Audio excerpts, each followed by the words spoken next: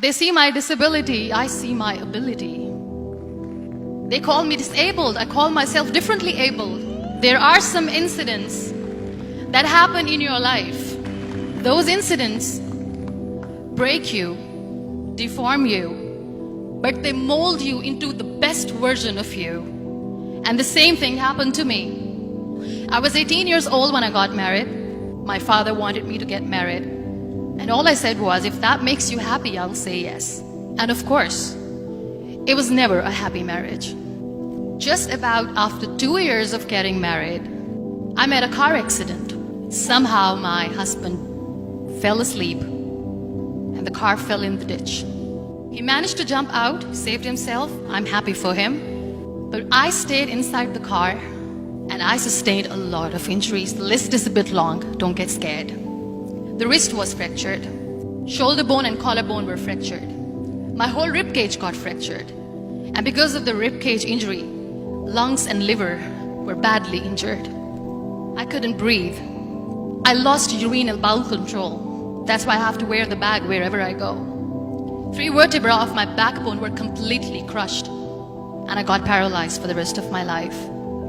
I finally ended up in a hospital where I stayed for 2.5 months. I underwent multiple surgeries. One day, doctor came to me and he said, well, I heard that you wanted to be an artist, but you ended up being a housewife. I have a bad news for you. You won't be able to paint again because your wrist and your arm are so deformed, you won't be able to hold a pen again. Next day, doctor came to me and said, your spine injury is so bad, you won't be able to walk again. Because of your spine injury and the fixation that you have in your back, you won't be able to give birth to a child again. That day, I was devastated. I asked my mother, why me? And that is where I started to question my existence. Why am I even alive? And that is where I realized that the words have the power to heal the soul.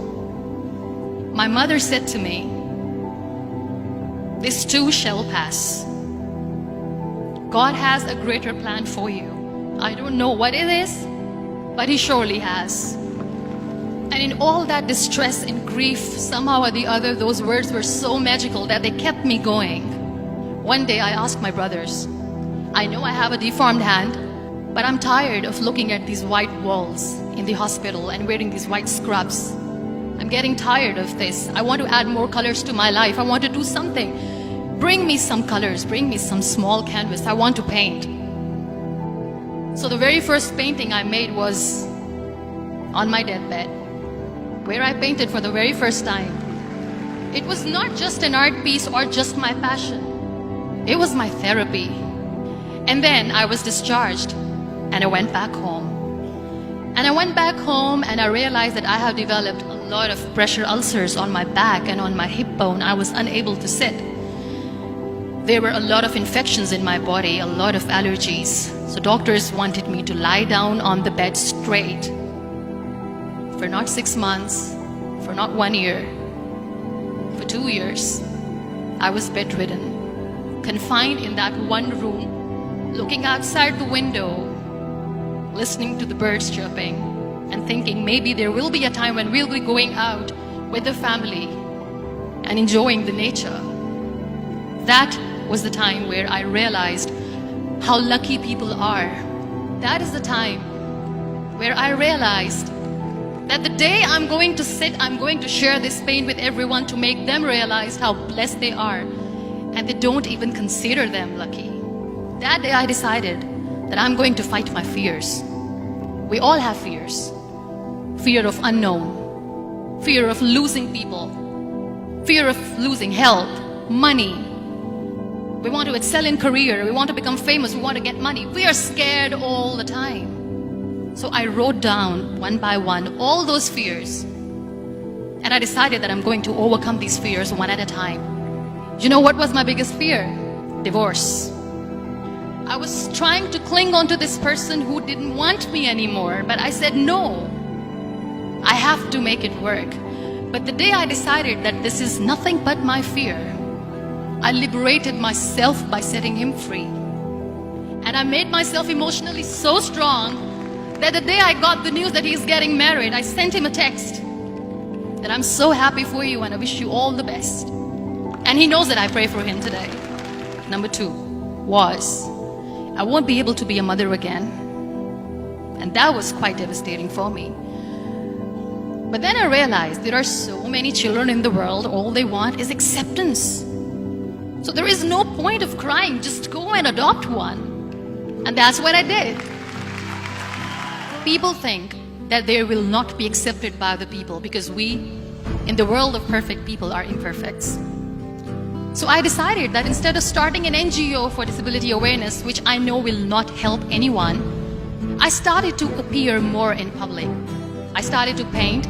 I decided that I'm going to join the national TV of Pakistan as an anchor person. And I've been doing a lot of shows for the last 3 years.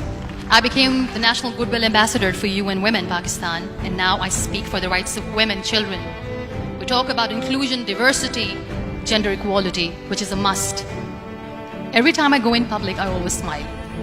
It's always a big toothy smile on my face, and people ask me, don't you get tired of smiling all the time? What's the secret? I always say one thing, that I have stopped worrying about the things that I have lost, the people that I have lost. Things and people who were meant to be with me are with me. And sometimes, somebody's absence makes you a better person. Cherish their absence. It's always a blessing in disguise.